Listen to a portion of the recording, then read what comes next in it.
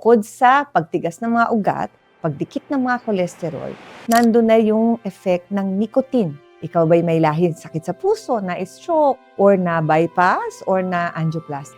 Siyempre, hindi rin maalis yung pagtatanong namin yung paninigarilyo kasi malaking bagay ang paninigarilyo. Ang paninigarilyo na sinimulan mo ng maaga, nakasira ka agad ng ugat.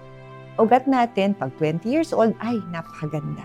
Pero as we go further, naging 25, 30, naiiba na kasi ang lifestyle natin, lalo na kung ikaw ay nag-smoke.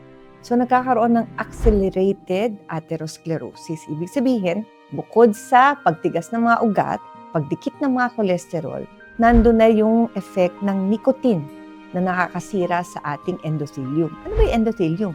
Ito yung lining ng ating mga ugat na sinisira ng bawat paninigarilyo mo, pagkain mo ng taba, pagkain mo ng asukal, at pagtaas ng blood pressure. So ayaw mo nang umabot ka dun sa may nararamdaman ka. Sabi ko nga, happy ako kasi marami na akong pasyente na nagpupunta sa clinic, walang nararamdaman, pero nagpapalaboratory. So ano makikita ko doon? Siyempre, I check the blood pressure. Happy ako pag normal ang BP. Pero pag nakita ko ang laboratory, ayun, mataas na ang cholesterol, tumataas ang sugar, tumataas ang liver enzyme.